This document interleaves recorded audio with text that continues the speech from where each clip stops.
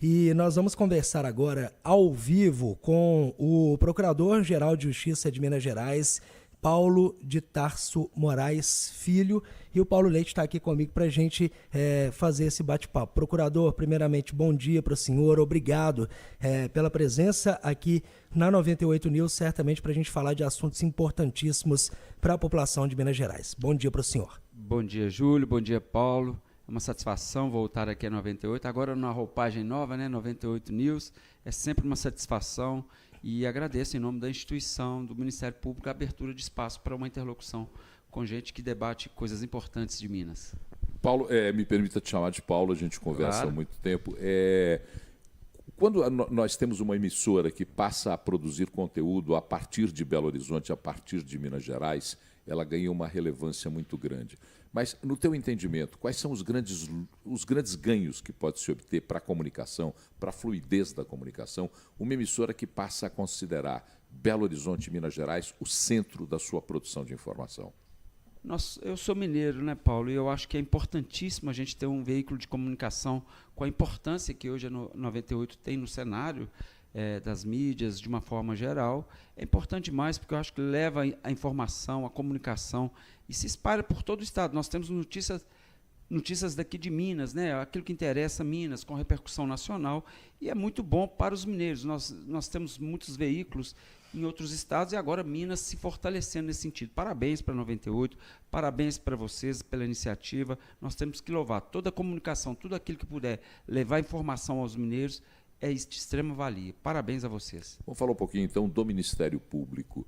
O Ministério Público enfrenta a cada tempo desafios, porque cada vez mais são necessárias as observações, as intermediações e as percepções de sociedades que se transformam. Hoje, no seu entendimento, quais os principais desafios do Ministério Público de Minas Gerais?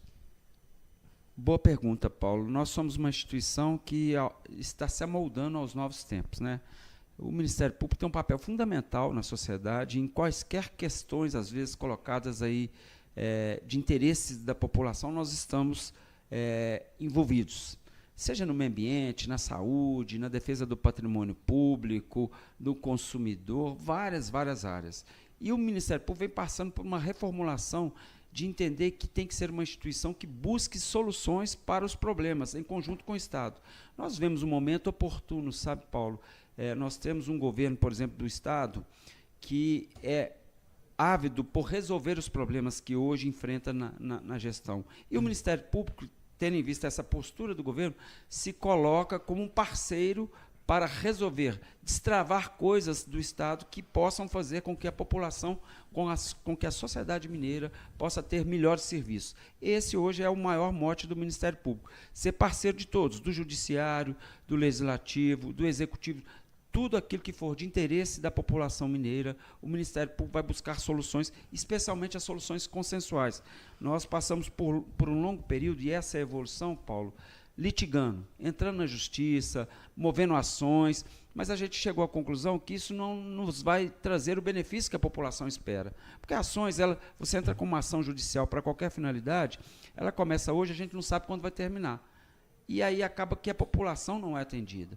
Hoje nós estamos buscando uma outra forma de resolver os problemas, na verdade, ajudar os órgãos encarregados de determinados setores, para que a gente leve as melhorias para a população. A população não aguenta mais viver da burocracia estatal, né, Paulo?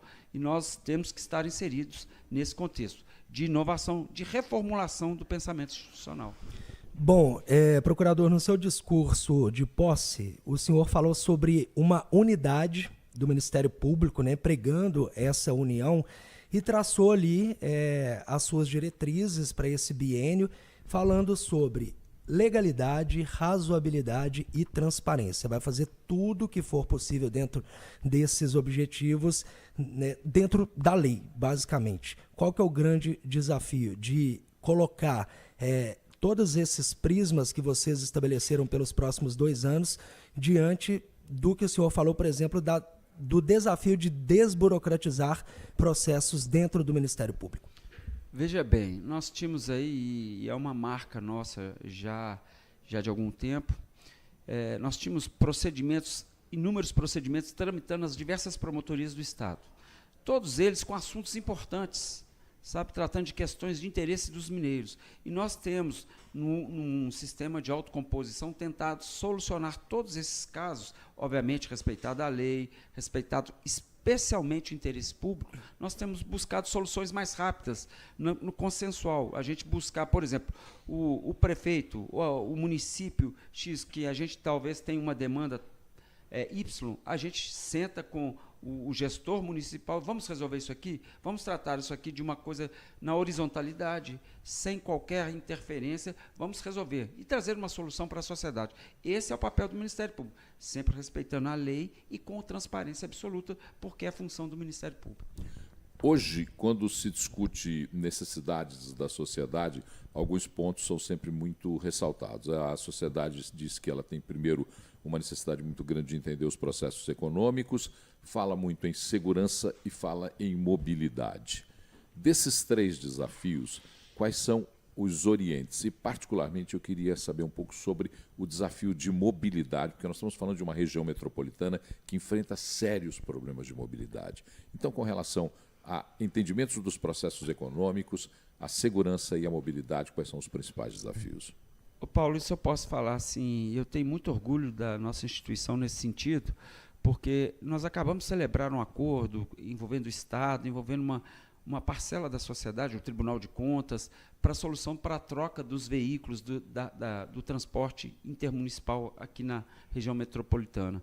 Isso é um ganho muito grande, né? Havia uma rotina das pessoas, além do sacrifício do deslocamento, né, elas transitavam em veículos praticamente, não vou dizer só obsoletos, mas em más condições. É um problema crônico, não vamos pensar na causa, né? Tem vários fatores que influenciam isso. As empresas alegam determinado prejuízo, o Estado uma ineficiência, às vezes, de poder custear aquilo de uma forma mais efetiva. Só sei que, depois de tudo isso, dentro do que eu tenho falado aqui, nós, sentados à mesa, todos os atores envolvidos, resolvemos uma questão, o Estado celebrou um acordo e, com recursos aí oriundos do Acordo de Brumadinho, foi possível renovar toda a frota. Eu acho que a população vai ter, obviamente, gradativamente, né, isso, vai ter uma sensação de muita melhoria nessa questão da mobilidade. Agora mesmo, na questão do metrô, da linha 2, nós chancelamos um acordo num órgão de autocomposição nosso para resolver o problema daquelas pessoas que ocupavam os espaços onde a linha ia passar. Então, são soluções que, se a gente fosse, por exemplo, entrar com ação para tirar essas pessoas, sabe-se lá quando ia chegar a linha 2 do metrô, né? A gente não teria perspectiva disso. Nós sentamos à mesa com as pessoas, com as empresas, com todo mundo, com o Estado, e isso possibilitou viabilizar aí um avanço para ter rapidez na solução desse problema. Bom, procurador, o senhor é de Entre Rios de Minas, uma cidade do interior do estado. Paulo Leite estava... de passagem, já melhor, tá? Eu estou pertinho ali, São João del Rei. Passava muito por ali. Você é da Grande Entre Rios. Tá bom. Tá aí. Já está solucionada a questão agora da regionalidade. Agora, o Paulo falando muito sobre essas prioridades aqui para a região metropolitana, o próprio metrô. Quando a gente fala de interior de Minas, essas várias caras do estado, né? Tem regiões mais desenvolvidas socialmente e economicamente, a gente pode citar o sul de Minas, o Triângulo.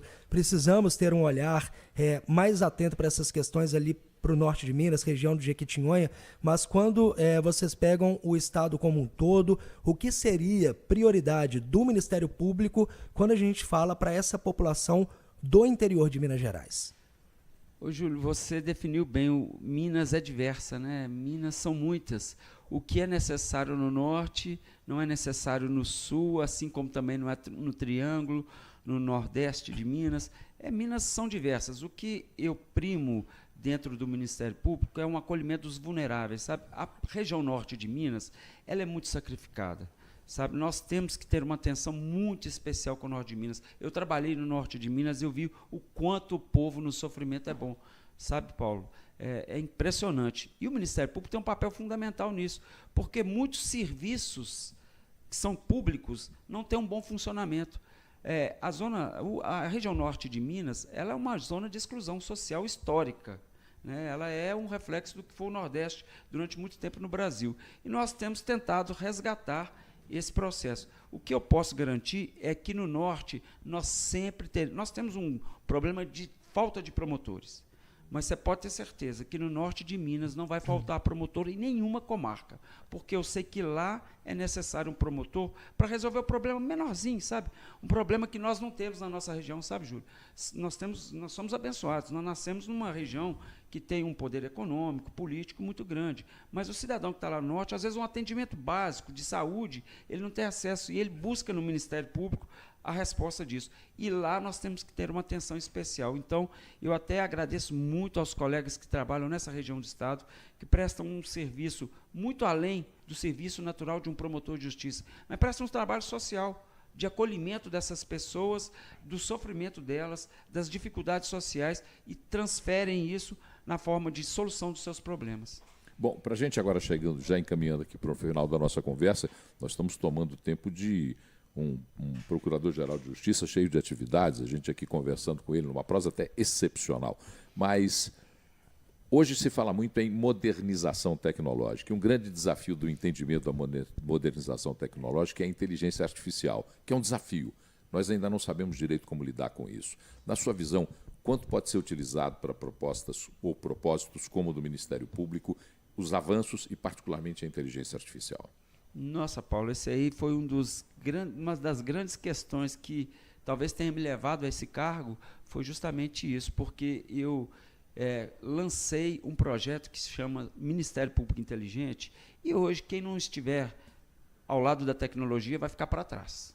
Então, nós temos uma instituição que vai utilizar massivamente a inteligência artificial, e nós temos uma grata satisfação de ter entre nós um membro do Ministério Público que, ao mesmo tempo, é doutor nisso, autodidata, chama-se Daniel Piovanelli, um colega, e vai desenvolver a inteligência artificial entre nós. Nós já temos inúmeros módulos para lançar em pouco tempo que vão facilitar muito. E, principalmente, sabe em quê, Paulo? Na inteligência para o combate ao crime organizado.